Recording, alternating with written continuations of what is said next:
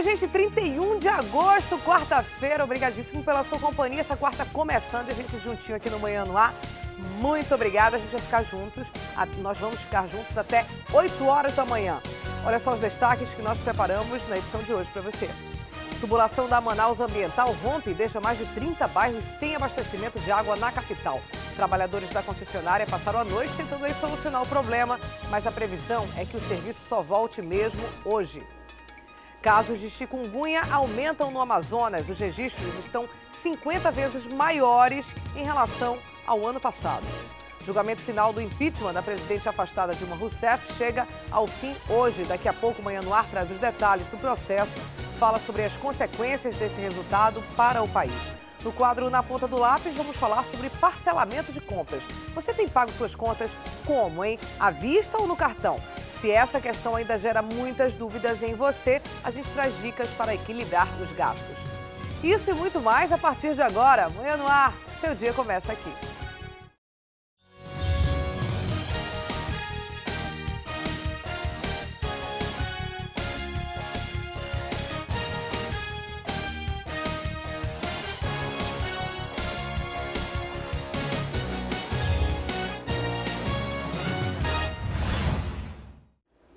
Uma tubulação da Manaus Ambiental que rompeu no início da tarde de ontem deixou o trânsito na Avenida Coronel Teixeira bem complicado, viu? Durante a noite, nossa equipe voltou até o local do acidente para ver como estava a situação por lá. Funcionários da concessionária de água trabalhavam para tentar resolver esse problema, mas a previsão é que tudo esteja reparado mesmo até o meio-dia de hoje. Dono de uma pizzaria que fica bem perto do local onde a adutora rompeu, este empresário disse que ficou no prejuízo. Pela segunda vez que nós tivemos esse problema com a Manaus Ambiental aí, que nos prejudicou muito aqui. Da outra vez, a gente passou quase 3 dias sem funcionar. Nosso prejuízo maior foi que a gente não abriu nada, né? Não tivemos movimento, não tem passagem nenhuma por aqui. E estamos nesse prejuízo, né? Tudo sem poder funcionar. E sem previsão, né? Não sei como é que vai ser esse retorno. Quem vinha da Avenida São Jorge, sentido a Avenida Coronel Teixeira, tinha que fazer esse desvio. Equipes da Manaus Ambiental se revezaram e passaram a madrugada trabalhando. O objetivo é normalizar a situação o quanto antes. Já conseguimos retirar a tubulação que foi danificada. Já vocês podem observar que já estamos terminando de colocar a tubulação nova. Falta fazer uma série de conexões ainda. Então, tão logo a gente conclui essa parte, nós vamos reativar o sistema e dentro de 12 horas, normalmente, o sistema se reequilibra. Volta a ter água de reservatório, volta a abastecer normalmente a cidade. Tudo correndo bem, a gente acredita que até meio-dia já estaria normalizado. A adutora rompeu por volta do meio-dia desta terça-feira. De acordo com o presidente da Manaus Ambiental, uma investigação vai ser feita para saber o que de fato aconteceu. Nós vamos fazer uma análise bem profunda, né? Essa adutora ainda tem um tempo de vida útil bastante elevado. Nós tivemos um trecho aí razoável de cerca de 6 metros que rompeu. Vamos fazer toda uma avaliação. Se for necessário, nós vamos fazer uma substituição de um trecho maior. A tubulação danificada levava a água do reservatório da Ponta do Ismael para a zona norte da cidade. O rompimento dessa tubulação aí também gerou uma série de transtornos no abastecimento de água da cidade, claro, né? Mais de 30 bairros estão sem o serviço desde ontem. As dúvidas podem ser tiradas pelo telefone 0800 092 0195 ou demais localidades pelo 3627 8360. Vamos mudar então de assunto. Um morador de rua morreu ontem em uma praça que fica ali em frente à Igreja dos Remédios, lá no centro da cidade. A suspeita é que ele tenha sido perseguido e linchado depois de cometer um furto. Vamos ver. De acordo com as informações que foram repassadas pela polícia, o motivo do espancamento é que o morador de rua teria ido a Manaus Moderna e teria furtado alguns camarões. Depois disso, ele começou a ser perseguido pelos feirantes. A cena deixou consumidores e comerciantes chocados. Por mais que o que ele tenha feito, mas isso não justifica tirar a vida dele, né? A única pista para descobrir a identidade do homem é uma tatuagem que ele tinha no braço com o nome Josué da Silva. O delegado do 24º DIP espera que alguém da família possa dar mais esclarecimentos sobre a vítima. Ele vai ouvir algumas testemunhas, mas acha prematuro falar em homicídio, porque não encontrou sinais evidentes da agressão no corpo do morador de rua. Chamamos a perícia técnica. A perícia técnica examinou o corpo. Esse exame no local não constatou perfurações ou afundamento no crânio que desse a entender que ele havia recebido um choque ou golpes que pudessem levar à morte. Um médico legista irá examinar e verificar e dar um resultado causa-mortes. Então ele dirá se essa morte foi decorrente de alguma lesão interna, porque as lesões internas não foram encontradas, de uma lesão interna ou até de uma overdose, porque há relatos, todos foram unânimes em dizer que ele era usuário de entorpecentes. A polícia prendeu 2 homens que podem ter envolvimento em uma quadrilha que já praticou vários crimes aqui pela cidade. Segundo as investigações, a dupla também é suspeita de um latrocínio que aconteceu no último dia 18, na Avenida Torquato Tapajós. Vamos mais a essa reportagem de polícia. Francisco Tavares e Michael George dos Reis foram presos na semana passada com drogas, armas e identidade falsa. A dupla já estava sendo investigada, suspeita de participação em um assalto que aconteceu no dia 18 de agosto na Avenida Torquato Tapajós, na Zona Norte. Francisco teria atirado na vítima, um autônomo que foi atraído para o local. Além da dupla, outras 2 jovens também participaram do latrocínio tentado. Segundo as investigações, a vítima teria despertado interesse na quadrilha depois de anunciar a venda de um relógio e um cordão em um site de vendas pela internet. E foi justamente uma das garotas que atraiu o autônomo para o local do crime. Além de subtrair os objetos da vítima, a motocicleta, não satisfeitos, atiraram nele. A vítima não veio a óbito por circunstâncias alheias, né? Ela foi socorrida, passou por 2 cirurgias e está fora de perigo. Brenda Alessandra da Silva ainda não foi localizada, assim como Isabelle Maíse Braga, que já tem passagem pela polícia. Ser mulher, pela sua beleza, elas não levantavam suspeita, facilitavam para que as vítimas fossem atraídas. Elas já haviam, juntamente com essa dupla, agindo cotidianamente. Elas participavam dessa associação criminosa e estão sendo investigadas em outros roubos na capital também. Francisco e Michael foram indiciados por latrocínio tentado e associação criminosa. Crimes que Brenda e Isabelle também vão responder assim que forem presas. E um policial militar foi atingido por um tiro nas costas depois de reagir a um assalto no bairro Alvorada, zona oeste da cidade. 4 suspeitos foram presos durante essa ação. O Emanuel Cardoso tem as informações sobre esse crime. Os assaltantes estavam em um Celta preto, um carro roubado, e tentaram efetuar o assalto, a abordagem ao policial militar Apaisana na Rua 9, aqui no bairro Alvorada. Mas o policial reagiu e um dos assaltantes foi atingido, além do próprio policial. Na fuga, os bandidos deixaram o companheiro atingido, o Helder, também conhecido como Bin Laden, no hospital 28 de agosto e de lá fugiram em direção à Zona Leste, mas foram interceptados no bairro Japim por policiais militares da 16ª SICOM. A vítima, em depoimento à polícia, disse que o outro suspeito havia sido atingido e esse foi preso no hospital durante o atendimento. O caso foi registrado aqui no 10º DIP e eu vou conversar com o delegado Paulo Benelli, que é titular aqui do 10º DIP. Delegado, essa quadrilha tem uma extensa ficha de crimes. Todos os autuados em flagrante aqui possuem um processo judicial, então eles têm uma extensa ficha e já especializada, todos por roubo, né? E em muitos processos de investigação de roubos e furtos, delegacia de roubos e furtos. Agora, o motorista também vai ser indiciado, além pelo roubo tentado, ele vai responder por outro crime? Sim, o motorista, que é o Bruno, ele vai responder também por receptação, né? Que ele estava conduzindo um veículo com a restrição de roubo. O veículo Celta de cor preta, ele era roubado, foi até entregue para a vítima hoje já, a vítima já reconheceu o veículo como dela, trouxe o documento e já foi entregue para a vítima o seu veículo. Por que crimes essa quadrilha vai responder, esse grupo vai responder? Vamos lá, o Bruno vai responder, além dos crimes todos que eu vou listar, por receptação. Bruno, o Helder, José Roberto, e vão responder por latrocínio tentado e também roubo tentado majorado pelo concurso de agentes e pelo porte da arma. Obrigado, delegado. Esse grupo vai, depois de ser flagranteado, de realizado o auto de flagrante aqui, vai descer para a penitenciária, onde vai ficar à disposição da Justiça. E a Secretaria de Segurança Pública está reforçando aí o policiamento nas áreas consideradas mais vulneráveis em Manaus. A operação começou na tarde de ontem e teve como principais alvos motociclistas e pedestres dessas áreas. Em média, 20 policiais civis e militares da Secretaria de Operações Especiais percorrem pontos com alto índice de criminalidade. Entre eles, o bairro Terra Nova, na zona norte de Manaus.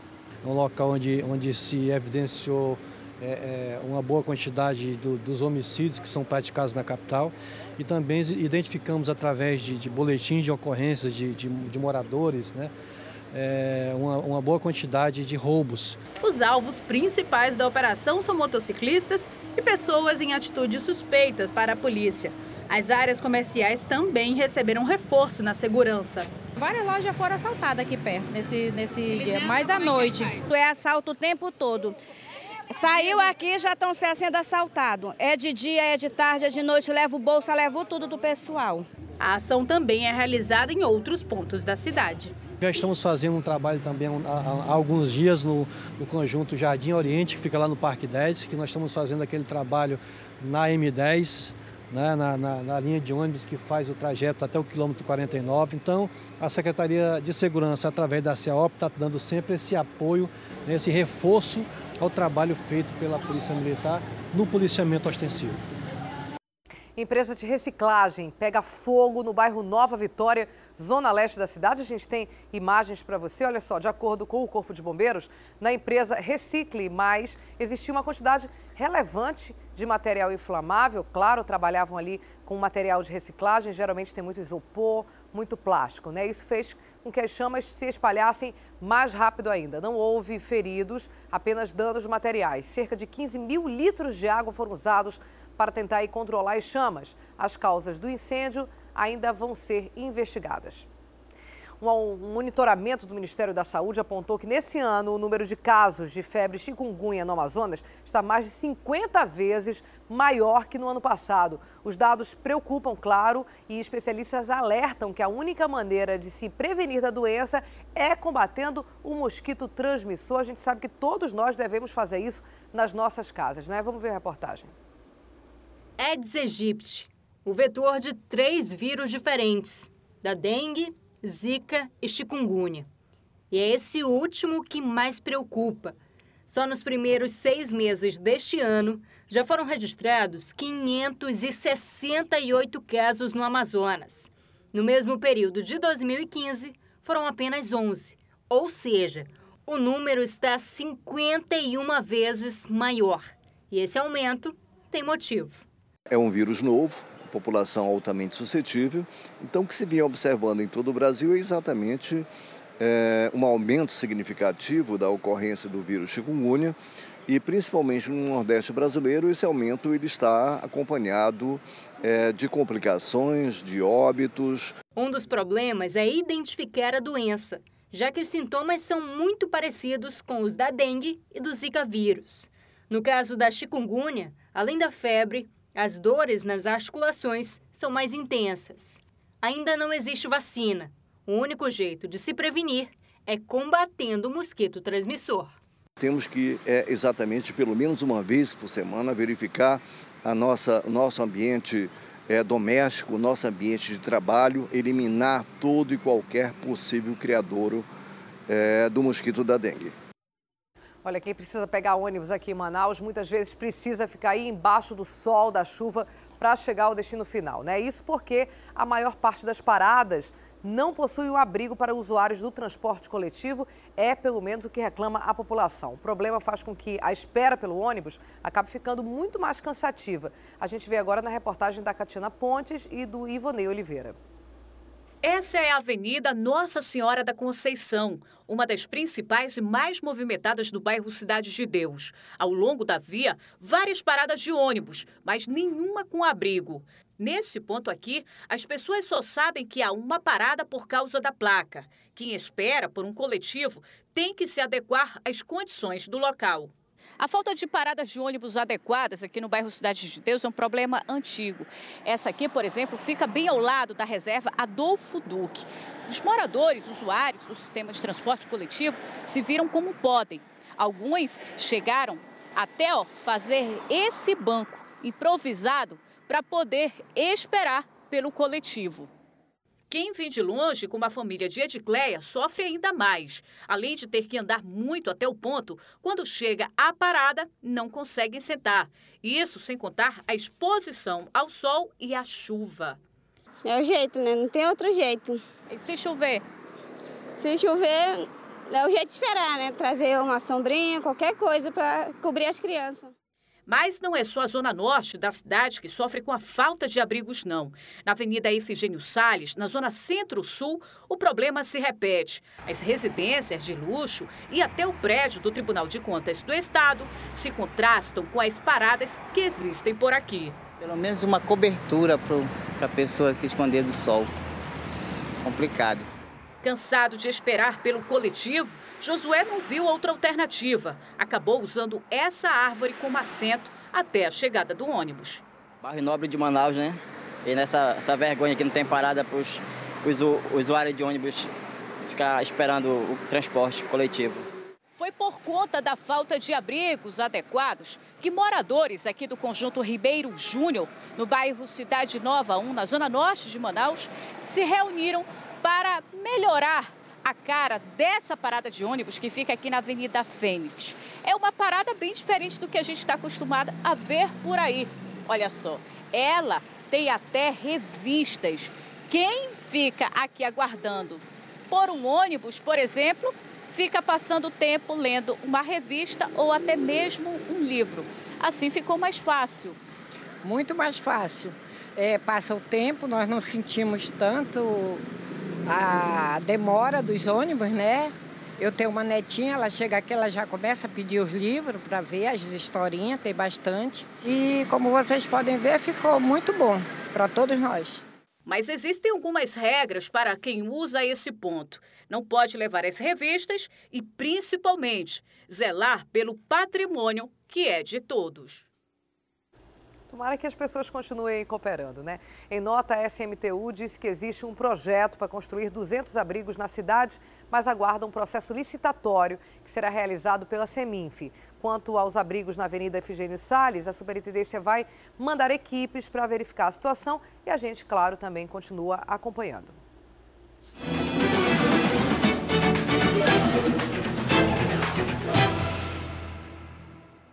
E dando continuidade às reportagens especiais com os candidatos à Prefeitura de Manaus, Queiroz convidado a conhecer a rotina de uma dona de casa que não pode trabalhar, pois tem que olhar os filhos, não tem com quem deixar esses filhos que ainda são pequenos. E esse não é um problema só dessa dona de casa, não. A gente sabe que Manaus tem cerca de 160 mil crianças entre 0 e 5 anos de idade à espera de uma vaga em creche. Um dos desafios de quem quer ser prefeito da cidade é providenciar espaços suficientes para atender essa demanda.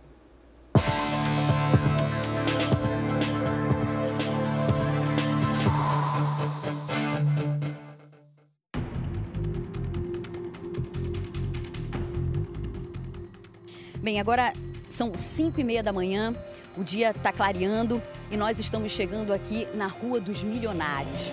O nome dessa rua, claro, é uma ironia. Se trata de uma comunidade com casas bem humildes aqui no bairro São Sebastião.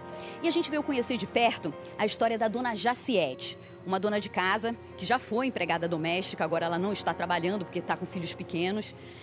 Ela tem 9 filhos. 2 deles moram com os pais e 7 estão aqui, a gente vai conhecer agora. Para me acompanhar nessa aventura está o Queiroz, candidato à Prefeitura de Manaus. Ele tem 48 anos, é pai de 4 filhos, é casado e tem experiência já com crianças. Professor, o senhor está preparado para encarar a rotina da Jaciete? Não é uma rotina fácil, viu? Com certeza. O nosso compromisso é com o humano, é com as pessoas. A Jaciete é uma pessoa real, da Manaus real. Da Manaus para além do cartão postal. Vamos aqui conhecer a Jaciete, então.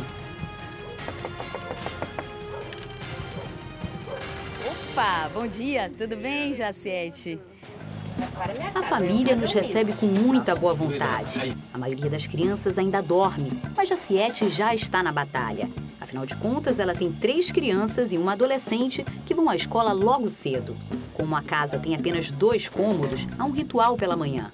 A filha mais velha é a primeira a se arrumar. O candidato assiste a tudo. Quando o banheiro desocupa, entra a segunda. E assim, Jaciete ajuda um por um.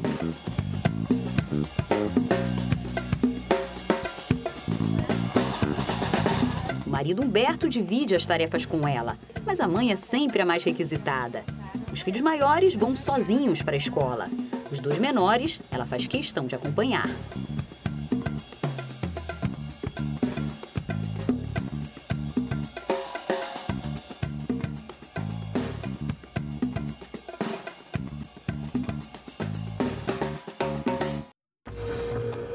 No caminho, Jaciete passa por uma creche, aparentemente pronta. Mas, segundo a Secretaria Municipal de Educação, a obra, que deveria ter sido entregue no início do ano, foi prorrogada, por causa, segundo a CEMED, de furtos de materiais de construção. De volta, Jaciete começa a organizar o dia. Queiroz observa o zelo da dona de casa. Depois de lavar a louça, vêm os preparativos para o almoço. Ainda tem mais 3 crianças para ela cuidar. Entre uma tarefa e outra, o bebê chama. É hora de amamentar.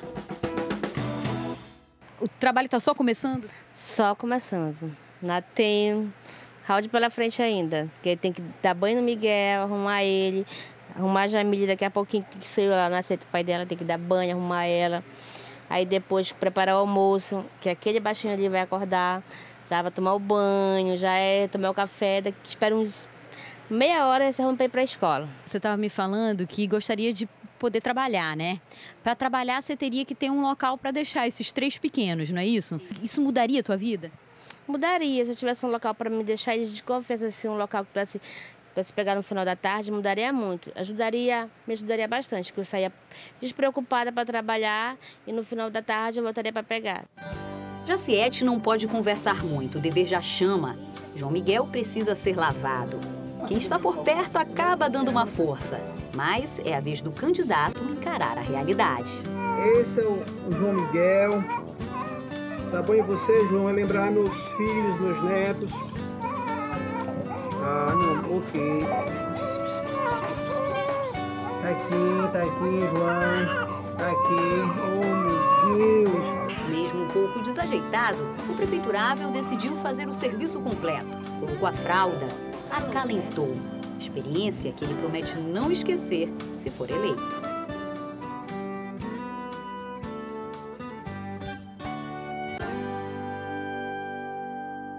Eu venho de uma família também de origem humilde e também passei muito isso. Minha mãe, acordar cedo, cuidar dos filhos, tive a oportunidade de vivenciar isso na minha vida também. Mas hoje aqui em loco, com a Jaciete, com o seu Humberto, com os meninos, né, você inclusive remete um pouco da sua infância, da minha história, uma história de muita luta, como para sobreviver na minha vida. Então, uma experiência, acho que singular.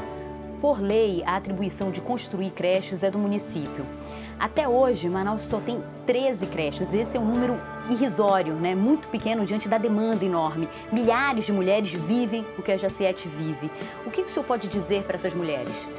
Olha, perfeitamente, os números são reais. Em 2010, de acordo com o portal da Critical Wall, em Manaus havia um déficit de 90% de creche. A creche é um direito previsto na Constituição de 88. Está na lei garantido que a creche de 0 a 6 anos é um direito das mães a ter essa creche. E cabe ao município achar meios para isso. Teve candidato que já chegou aí a prometer a construção de 1000 creches no mandato. Qual é a viabilidade mesmo? Onde o senhor pretende arrumar recursos e quantas creches o senhor se compromete de fato a construir? O desafio nosso, Natália, é pegar o dinheiro público municipal, que não é pouco, se fala em 4,5 bilhões no ano que vem, e aí dizer se esse dinheiro vai ser aplicado nos cartões postais para embelezar a cidade ou se esse dinheiro vai ser aplicado onde se precisa. Eu acho que em 4 anos dá para pelo menos duplicar ou triplicar a quantidade de creche, com bom planejamento e buscando dinheiro federal. Há dinheiro no BNDES, há dinheiro no programa Pro Infância. Agora, dinheiro federal requer competência. Queiroz, algumas pessoas não conhecem a tua história. É importante que a gente diga que tu és professor, que tu começaste tua carreira política no movimento estudantil e que a educação sempre foi uma bandeira. Como agente político, o que o senhor já fez para melhorar essa situação? Do ponto de vista institucional, do ponto de vista da representação, nunca ocupei cargo público nenhum, nem cargo de secretaria em lugar nenhum. Mas como educador, como professor, como amigo, já formei gerações nessa cidade. Se você falar, você fez alguma escola, o senhor construiu alguma creche? Não, nunca tive a gerência de verba pública, mas tenho honrado, como muitos professores e professoras, o nosso papel, no sentido de educar as pessoas e ganhar as mentes e corações para construir um mundo melhor. Conversando ali com a gente, a Jaciete citou um programa chamado de Mãe Social, do qual ela participou, né? Ela tinha uma pessoa que ficava com as crianças dela enquanto ela ia trabalhar. Eu sou mãe, sei como é difícil você deixar o filho em casa para sair para trabalhar. Até que essas creches possam ser construídas, essa é uma alternativa ou o senhor tem outra? No momento do desemprego, tem muitas mães desempregadas como a Jaciete, nós podemos trabalhar um projeto de cooperativa, a Mãe que Acolhe. Um sistema de cooperativa onde as mães da comunidade, a prefeitura vai arrumar um espaço. Esse espaço, a princípio, pode ser locado, mas logo deve ser construído.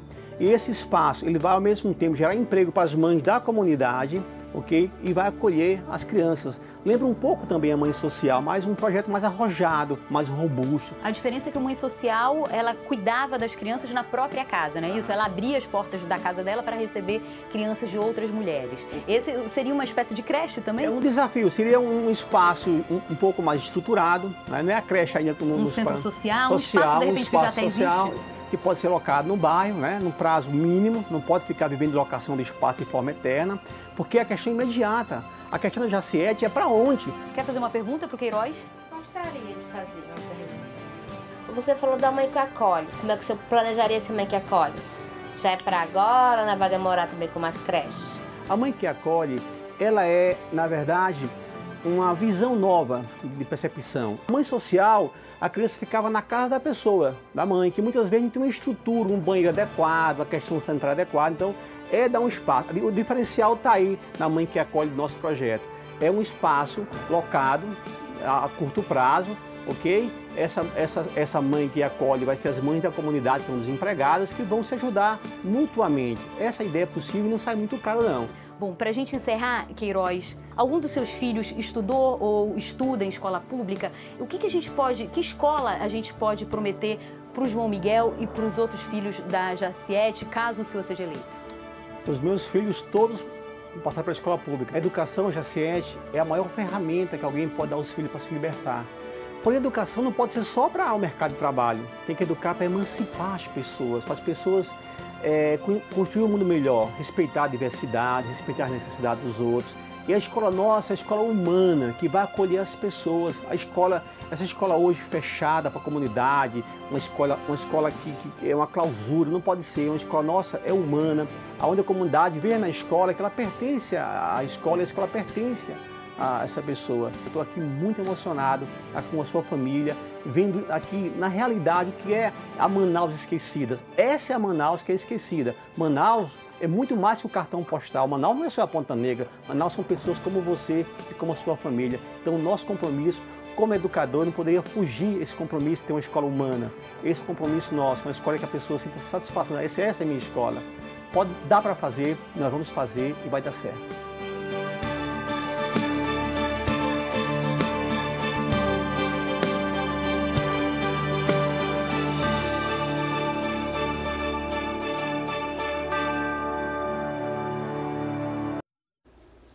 O candidato a prefeito de Manaus da coligação Novas Ideias, Issa Abraão, visitou ontem a redação do jornal e o portal A Crítica. Vamos ver como é que foi. O candidato visitou a redação, cumprimentou funcionários e deu entrevista ao portal e ao jornal A Crítica. A reportagem deve ser veiculada no dia 6 de setembro, próxima terça-feira. Ele aproveitou para ressaltar a oportunidade de expor suas propostas, já que este ano o tempo de propaganda eleitoral no rádio e na TV foi reduzido.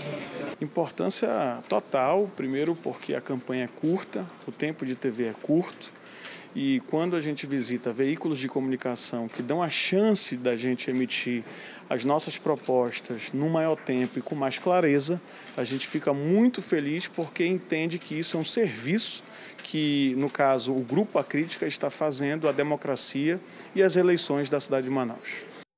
Outros candidatos também já fizeram visitas aqui ao jornal, a gente mostrou também, os que virão também serão mostrados. 400 candidatos a prefeito e a vereador aqui no Amazonas podem ficar de fora no pleito municipal. Em alguns casos, eles estão com pendências na documentação para o registro de candidatura ou tiveram aí as contas rejeitadas mesmo pelo Tribunal de Contas do Estado. Por isso, o Ministério Público entrou com uma ação junto à Justiça Eleitoral para impugnar algumas dessas candidaturas.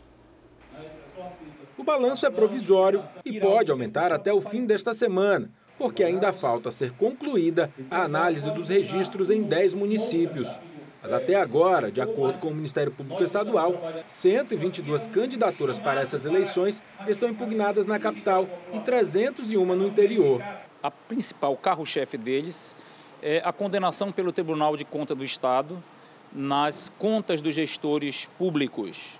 O acordo do tribunal gerou a inexigibilidade de muitos candidatos.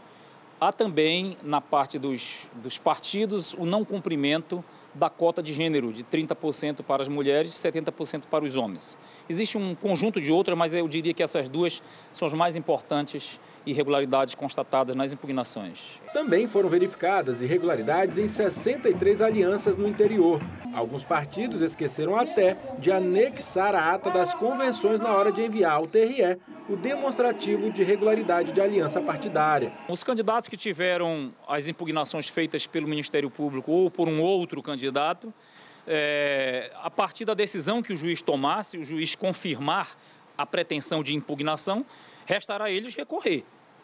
Se não recorrer, eles já estarão fora do pleito. O Ministério Público também já começou a receber denúncias pelo aplicativo Pardal do Tribunal Regional Eleitoral. Segundo o TRE, aproximadamente 70 irregularidades eleitorais já foram denunciadas desde que o aplicativo foi lançado na semana passada. Falando ainda das eleições 2016, vamos mostrar agora para você a agenda dos candidatos a prefeito de Manaus para hoje. O candidato Arthur Neto dá entrevista agora de manhã para uma emissora de TV. À tarde, ele faz caminhada na Compensa e à noite participa de reunião com o Comitê Central e grava propaganda eleitoral. Henrique Oliveira, pela manhã, faz panfletagem na Avenida Torquato Tapajós e grava participação em programas de TV. À tarde, faz caminhada em panfletagem no bairro Lumbi dos Palmares. Issa Abraão dá entrevistas a uma rádio e tem compromissos com a base pela manhã. À tarde, faz caminhada no Parque São Pedro e à noite faz panfletagem na Avenida Djalma Batista e tem reunião com lideranças no bairro Alfredo Nascimento.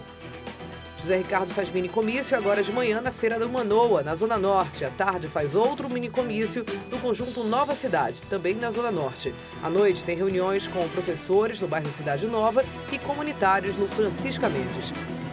Luiz Castro, pela manhã, tem atividade parlamentar. À tarde, grava programa eleitoral e tem reunião com lideranças sindicais. À noite, participa do encerramento do evento de 10 anos da Lei Maria da Penha. Serafim Correia participa de sessão plenária na Assembleia Legislativa pela manhã. À tarde, dá entrevista ao Portal, se reúne com representantes dos Flanelinhas e depois faz caminhada na Zona Leste. À noite, se reúne com coordenação de campanha. Silas Câmara, pela manhã, dá entrevista para a Associação de Servidores da Cefaz. À tarde, faz caminhada no Ouro Verde e à noite se reúne com líderes comunitários. Marcelo Ramos, pela manhã, faz panfletagem no Japim e dá entrevista para o jornal. À tarde e à noite, participa de reuniões. Queiroz grava entrevista no Clube dos Fazendários. À tarde, faz caminhada e panfletagem no Eldorado. À noite, o candidato participa de encontro com a juventude do PSOL e do PCB. Agora a gente conversa com a Adriane Diniz, direto do estúdio da Rádio A Crítica. Ela também está na 93.1 ao vivo e agora conversa com a gente aqui no Manhã no Ar. Não é isso, Adriane? Bom dia, tudo bem? Bom dia, Daniela. Olha, saiu aí uma pesquisa, né, do IBGE que mostra o quadro, como é que está a população do estado do Amazonas. Já somos mais de 4 milhões, sabemos. 2 milhões aqui em Manaus. É uma situação que perdura há muitas décadas. Manaus é quase uma cidade-estado, né? Mais da metade da população concentrada aqui. E aí a gente sabe, óbvio, que tem todos os problemas habitacionais, problemas sociais, de ter uma concentração tão grande de pessoas num lugar só, né, Adriane? É isso mesmo, Daniela. Muita gente não sabe, mas hoje Manaus já ocupava e se manteve no 7º lugar. Nós somos o 7º município com a maior quantidade de pessoas do Brasil. E só a cidade, eu tenho muitos números hoje aqui, é 2.094.391 pessoas. Esse foi o último dado divulgado pelo IBGE, fazendo essa contagem de 2014 para 2015. Houve um crescimento populacional aqui em Manaus de 1,8%. Esse crescimento representa 36.680 pessoas. Isso está incluso pessoas que vieram de outros municípios ou outros estados e passaram a residir aqui em Manaus e pessoas que nasceram aqui na capital. Juntando com a região metropolitana, a gente soma mais de 2,5 milhões de habitantes. Em todo o estado dá 4.167.000, que o número é bem expressivo, mas se a gente for colocar no país inteiro, nós representamos 1,9% da população nacional. Manaus, que ocupa essa 7ª posição, mas no ranking de estados está no 13º lugar. Na região norte, a gente perde para o estado do Pará, que tem mais de 8 milhões de habitantes. E algumas desse levantamento feito pelo IBGE, algumas cidades cresceram, né? A sua população aumentou, como por exemplo, Itacoatiara foi a que mais cresceu, foi mais de 1.381 pessoas de um ano para o outro lá no município, mas a gente tem municípios que perderam população. Aí eu estou falando de Fonte Boa, estou falando também de Japurá e de Jutaí. Isso é preocupante porque esses números de habitantes, eles são levados em consideração para diversas coisas, como, por exemplo, o Tribunal de Contas usa esses números para calcular o Fundo de Participação dos Municípios, que é uma verba enviada pelo governo federal de acordo com a quantidade de habitantes. Então, quanto menos pessoas você tiver, menos recursos você vai receber. O número de habitantes e, consequentemente, de eleitores, né, os que estão aptos a votar, influencia a quantidade de representantes do Estado na Câmara Federal, no Senado e nas câmaras municipais. Então, esses números são muito importantes, às vezes a gente não tem toda essa atenção a eles, né, a perda populacional, e isso pode influenciar diretamente o dia a dia no interior, principalmente. Tanto que existem algumas políticas hoje que estimulam a pessoa a permanecer na cidade. Porque o que acontece? As pessoas vão buscar uma melhor qualidade de vida na capital, deixam o município e quando, por exemplo, saem do interior para estar na capital, raramente voltam, porque não tem trabalho suficiente, porque não tem oportunidades suficientes e isso acaba prejudicando a população que permanece no interior do estado. Vou mudar de assunto agora, Adriane. O Exército diz que vai cancelar a exibição de onças no desfile cívico-militar agora de 2016, já na semana que vem. Uma pena, né? É uma tradição, realmente. Todo mundo que cresceu aqui na cidade sempre viu o desfile de 7 de setembro com os símbolos, os mascotes ali do SIGs. Mas, por outro lado, também é uma medida de segurança depois desse acidente ou incidente, dependendo do ponto de vista, que aconteceu ali com a onça Juma durante a permanência da tocha, né? A passagem da tocha aqui pela nossa cidade. Um fato que ganhou repercussão mundial, né? Muito por causa também das Olimpíadas, daquele momento olímpico. Então, o Exército, enfim, tomou essa decisão depois de tudo que aconteceu há 2 meses. É isso, Adriane? É isso mesmo, Daniela. Eu não sou amazonense, vim para cá na adolescência e confesso que sempre fui ao desfile de 7 de setembro e o que mais me atraía eram esses animais, assim como muita gente, principalmente as crianças, né? E ontem o Comando Militar da Amazônia informou que essas onças, esses animais silvestres não vão mais participar dos desfiles de 7 de setembro e disseram que essa é uma decisão tomada pelo próprio comando, nada tem a ver com uma ação civil que está no Ministério Público que tenta impedir a exibição desses animais em grandes eventos. Mas, de acordo com o Comando Militar da Amazônia, o desfile vai acontecer e vai voltar a ser lá no Sambódromo, né? Nos últimos anos foi lá na Ponta Negra, esse ano volta a ser no Sambódromo, já na semana que vem, sem esses animais, mas com vários grupamentos do Exército Brasileiro, tem 25 grupos, tem os alunos do Colégio Militar, tem os Agulhas Negras, que vêm lá do Rio de Janeiro para participar desse desfile,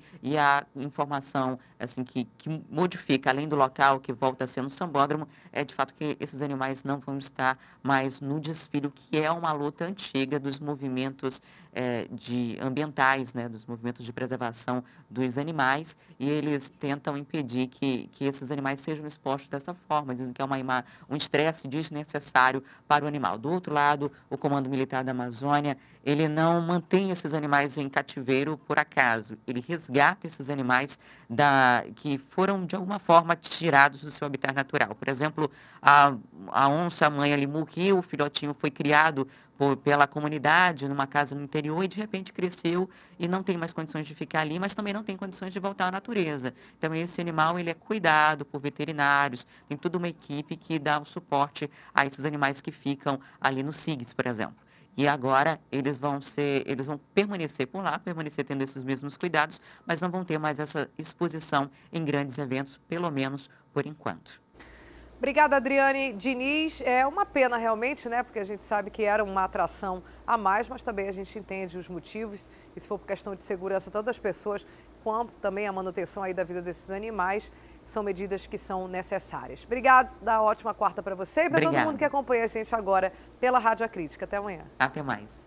Olha, a gente faz agora um pequeno intervalo, são 6 horas e 41 minutos e volta daqui a pouco, falando mais do processo de impeachment da presidente Dilma. Hoje é um dia decisivo, já se imaginava que iria passar para quarta-feira. A gente vai conversar com um especialista para falar para você em detalhes o que aconteceu, como é que esse processo está sendo levado e principalmente o resultado dele, seja permanência, que é improvável, ou a saída da presidente Dilma, o que pode acontecer no nosso país. A gente volta em instantes.